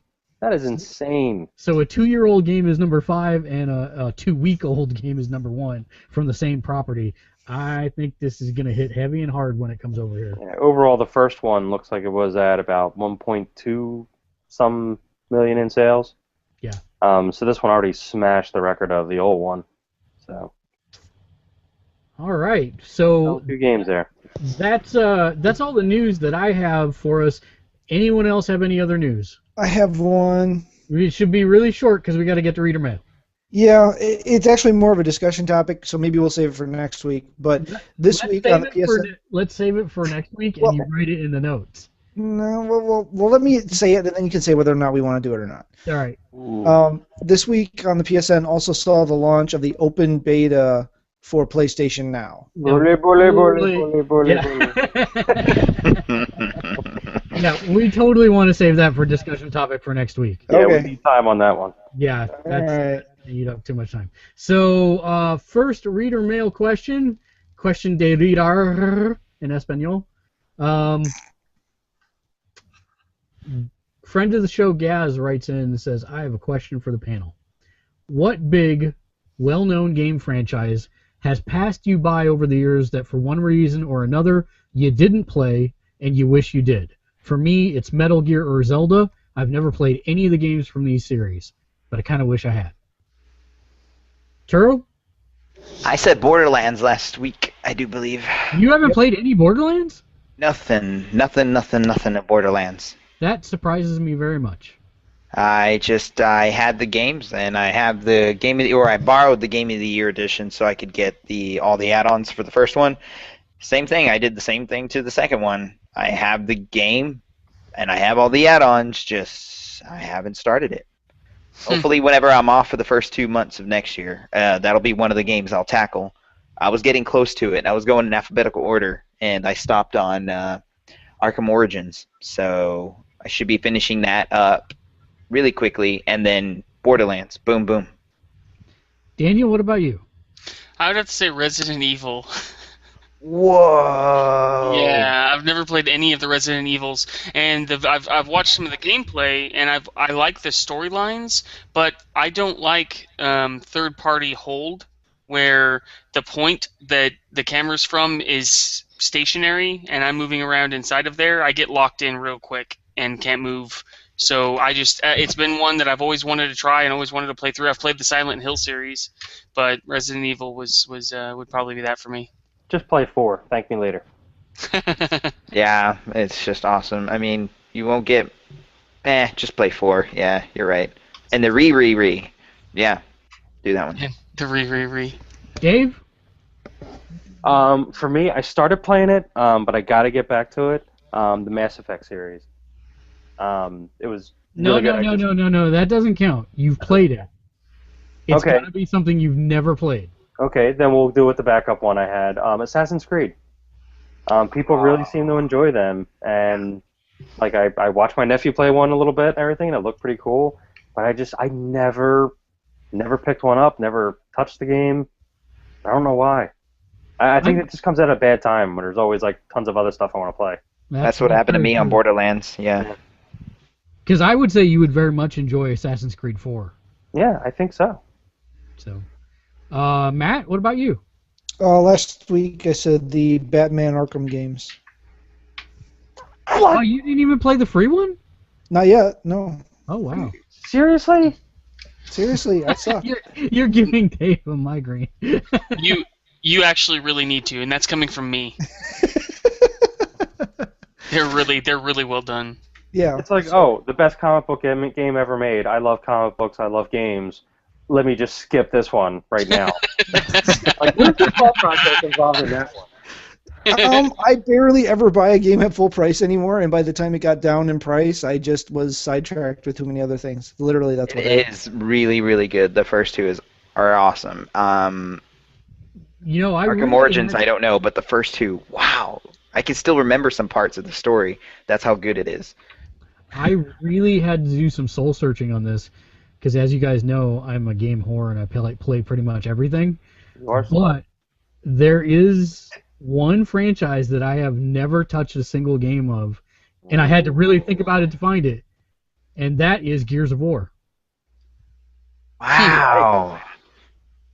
I've never played a single one. I've even played Gears of War. That is sad, sir. I loved all of them. I haven't played the last one. You know, I have played many games that have taken the mechanics from Gears of War, but I have never played the games proper. So it took me a long time to think of that because I played a lot of games, but that's one of them. It's really fun. Multiplayer, it really changed up the whole multiplayer where, Halo was dominating on the Xbox, and it was just, super powered soldiers and brr, and I'm super fast and pew, pew, pew. And then changes to I'm a giant meat shield gonna cut some meat people, and you're heavy.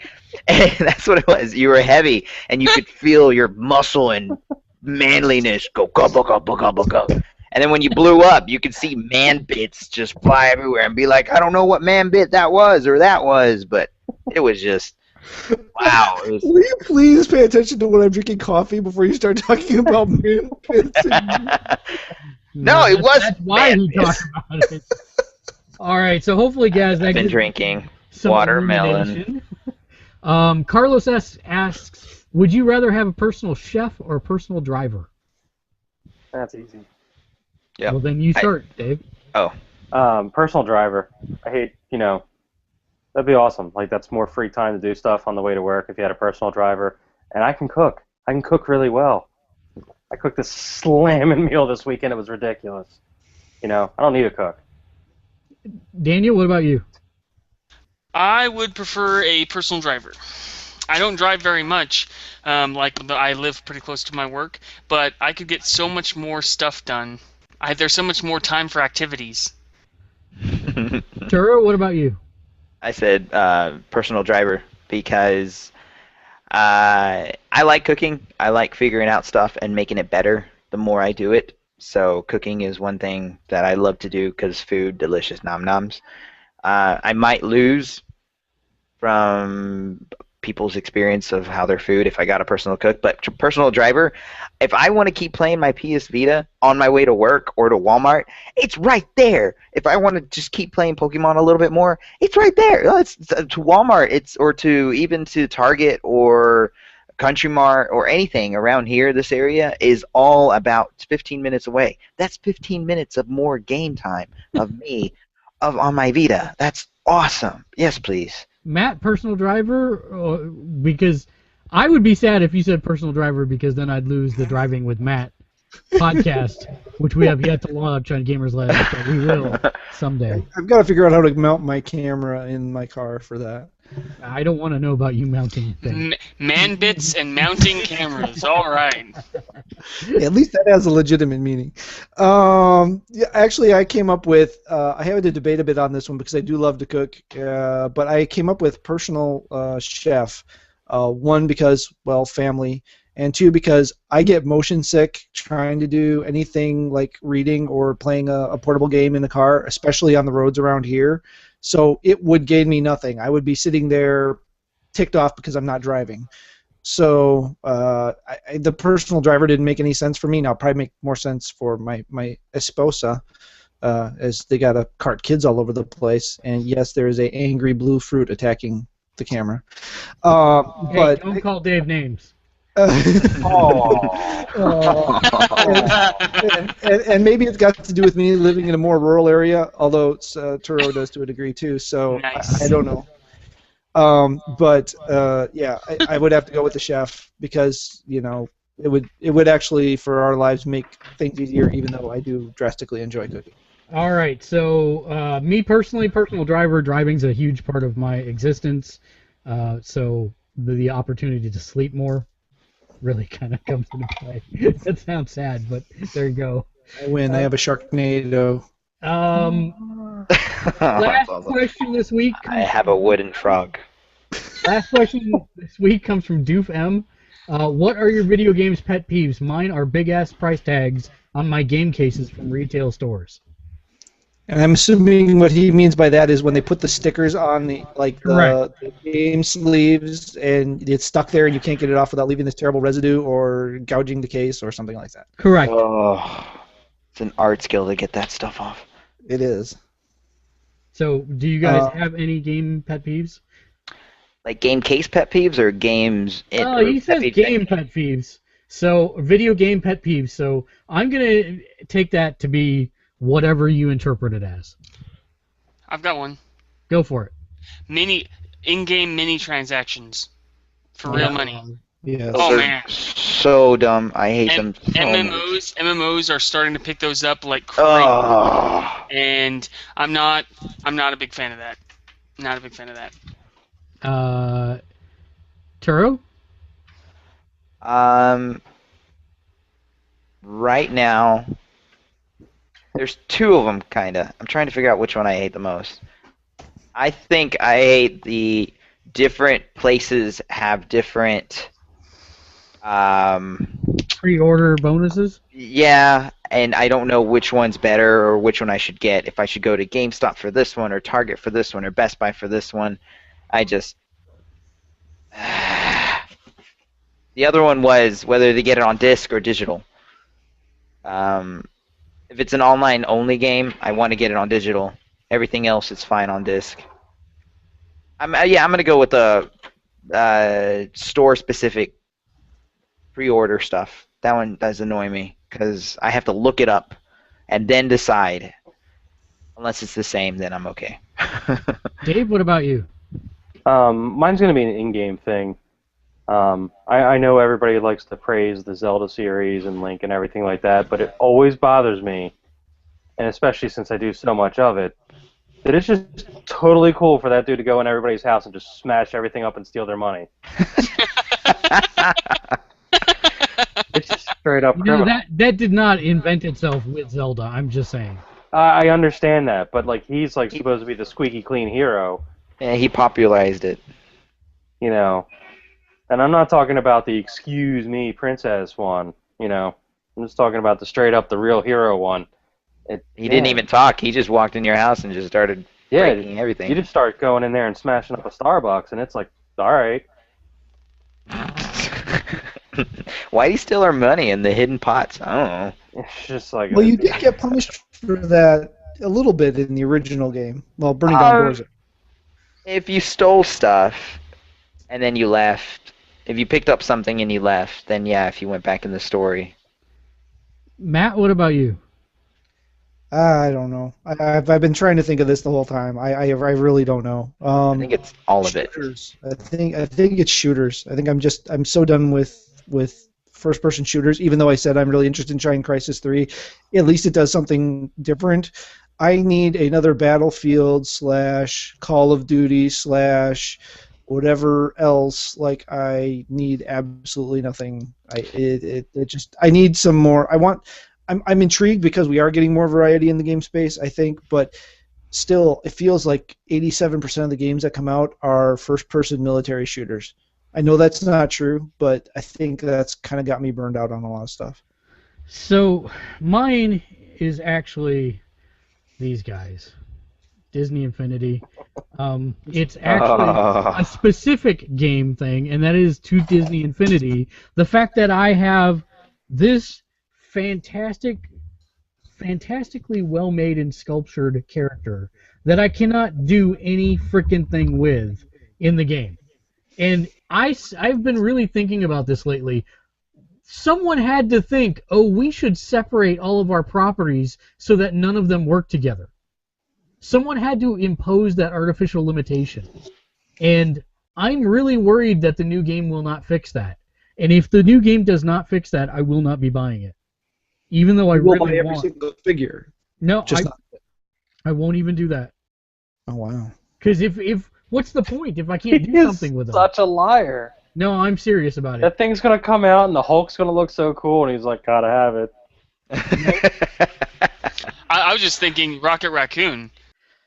Yeah, Rocket that's Raccoon coming out at launch day. And I'm gonna be like, yep, thank you, dink. I think it's funny that Burgundy went straight to the top one of Cold Stone Creamery size. Gotta have it. Yeah. No, wait. Yeah, it has gotta have it. It just And makes that's just Rocket Raccoon. That's my first Funko Pop too. That's the first one of those I bought. So Rocket Raccoon has the power to make people do things they wouldn't otherwise do. Well, that's a good place to do our housekeeping and We do our do have final one thoughts. I feel bad. I don't want this person to feel left out because they got missed because my internet died last week. But one from last week that didn't copy over was Deanie asked if anyone had seen the Roy Harper as Arsenal promo for Arrow for season 3. Which I have, and I think it fits well with the classic Arsenal look in the mode of the series, with the the way the series has gone, with the transition of how Arrow looks. I'm excited to see it because I've been waiting for them to do something with him for it feels like forever. Daniel? Yeah, I think that it looks right. It looks right on. And I like that it looks very similar to the Arrow's outfit, but has just enough changes to make him different. Yeah, Make him and I'm Arsenal. wondering what they're going to do with him structural-wise to legitimize the Arsenal name versus the Red Arrow or other names that he's gone by in the books. True. Yeah, I'm really looking forward to the season coming up. Well, that brings us to our. Has anybody else seen it or no? Nope. Okay. Can't say anything. So, for housekeeping, please do visit the website gamersledge.com. Follow us on Twitter. It's at balth99. Like us on Facebook, facebook.com/gamersledge. Like, subscribe, and comment to our videos on YouTube, which you're already watching. Watch us on Twitch. It's twitch.tv/gamersledge. Final thoughts for the day will start all the way on the left with Tube Monkey. I'm going to buy a Guardians of the Galaxy ticket and sneak into Teenage Mutant Ninja Turtles so I can tell everybody not to watch it, or if it is good, if somehow it's something surprising, then I'll tell people about it. But I'm still going to buy a Guardians of the Galaxy ticket and still go into Teenage Mutant Ninja Turtles because I do not want to give it money. But I still feel like it's a waste of your time. All right, well, we'll see. I mean, by the way, I saw Dragon Ball. I appreciate it. Yeah, I want the money to go to where it needs to go. I just hope that Guardians of the Galaxy can keep the turtles at bay. Oh my gosh! Shut up! Is there a hang up mark button? I forgot to mention that I did watch the new Speaking of Dragon Ball Z, I did watch the new Dragon Ball Z movie, Battle of Gods, in theaters yesterday. And it's a 90-minute movie, of which 59 is them staring at each other, right? No, it was awesome. I really liked it. It was a cool continuation. No, not like that. Not quite like that. Almost. Okay, like that. Ah, you lost it. It was fun. It was awesome, and the theater sold out before we could get to it, so I had to use my tactic of buying tickets to Guardians of the Galaxy and just sneak into the theater. Wow. Children do not listen to Turo. Yeah, please. do not do the views expressed by Dude Monkey do not reflect No! Gamersledge.com nor They the have rest of 20 extra seats. They always have to have 20 extra seats in every theater to sell out because of fire hazard. Like there's going to be a fire in a theater. The Oh, yeah. attitudes and opinions expressed by Dude Monkey do not reflect those of Gamersledge.com nor the other panels or participants in this podcast. Oh, I do it all the time. Guardians of the Galaxy, then sneak in. TMNT. There it is. Go. Disclaimer, Gotta get. All right, go. I've talked too much. Okay, so I'll make this quick. Hercules and Teenage Mutant Ninja Turtles is playing at the drive-in this weekend, so we're probably gonna hit that up because my boys love Ninja Turtles, and even though I hate what Bay's done to them, I'm gonna go watch it anyway. And it's a lot cheaper, so I'm gonna go that direction. I wanted to let everybody know that if your PS3 does the yellow light, there are temporary fixes. There's a couple of YouTube videos that I went off of just this past week and was able to get my PS3 back to working order so that I could eject a disc and format it and then trade it to GameStop. The views and opinions expressed by this podcast do not necessarily reflect those of Gamersledge.com. Regardless, if you have a disc stuck in a PS3 and it's yellow lit, Fat Preacher Man is the YouTube user that I went off of. It's a really good video. He does a very good job explaining it. He also has a Q&A, so it's really, really good for that specific fix for the PS3. And these are mostly the old fatty PS3s. Mine was the 60 gig version that I got originally when it came out. Also, my last thing is one of the bullets I think Mark's going to talk about too, but I love that The Flash is bringing out more and more villains and heroes from the DC universe from the comic books, because I love The Flash. And I love that the Flash TV show is talking about incorporating so much more of the DC universe than Arrow did. Yeah, the whole premise of this show is to insert. There we go. Grish. Meta into the universe. Yep. So. Dave. The one cool thing that I got this week was the exosuit. That was one of the Lego Ideas thing. A fan made. It's a completely fan made. It's not like the Back to the Future DeLorean or the Ghostbusters one that they did a little while ago. So it's just like basically a squad. Yeah, it's like basically like, a nice mech suit and everything. It's very cool, very detailed, very like the way the guy did the set and everything like that. It's just really cool. And apparently it's going to be extremely limited. I know it's sold out at the moment. I don't know if they're going to make another run of them. I hope they do. Because the only reason I got this, because I got lucky, I happened to have insomnia the night it went up for sale, and it was like everybody was just hammering Lego's website for it. Like the thing was basically down, and I, snuck in through another way in order to buy it. But I was able to get it. The views expressed by Burgundy do not necessarily. No, it wasn't anything crazy, but it's not a trick I'm willing to share. Matt. I got nothing, man. All right, then. So then I'll take yours. I have multiple. First off, Anthony Hopkins confirmed for Westworld. If you've never seen Westworld, it's what? Yeah. Anthony Hopkins confirmed for Westworld. If you've never seen Westworld, it's a fantastic sci-fi western that came out in the late 50s or early 60s.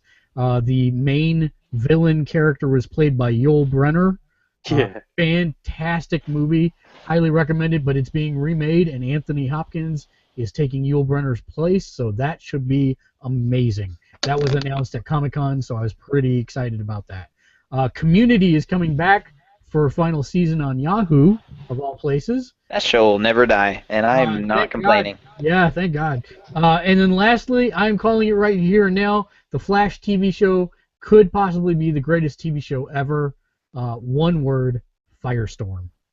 They are introducing Firestorm, who is one of my the only way that my day could be made better is if Marvel announces a Darkhawk movie. Like, literally, Firestorm. Yeah, but see, the problem is Marvel's not making movies about crappy superheroes. I don't know. See, they elevated Guardians of the Galaxy. And they'll be doing Doctor Strange too. But they're not crappy. It's not like you're going to see a Speedball movie. Well, come on. There could be a Speedball movie in time. Dazzler it's movie, not- Dazzler movie, Dazzler movie, Dazzler movie. They're not going to do a movie about Bishop either. Fox. What did you just say? They're not going to do a movie about Bishop You either. shut your mouth. You shut your dirty mouth right now. They've already done a movie about Bishop, so that's all I have to say. They'd be Fox anyway, so you don't Speaking about want them characters to. that are dead and shouldn't have their own movies, that's the end of the show. My God! That's gonna do it for us this Guarantee there's going week. to be a romantic comedy about with Longshot and Dazzler before you get your crap block movie. No, I watch that rom-com. No. Exactly. It's awesome. Deadpool movie. Starring John No. Oh man. Love you. Until next week, game on, everybody. Game on. Game on. Rom-com.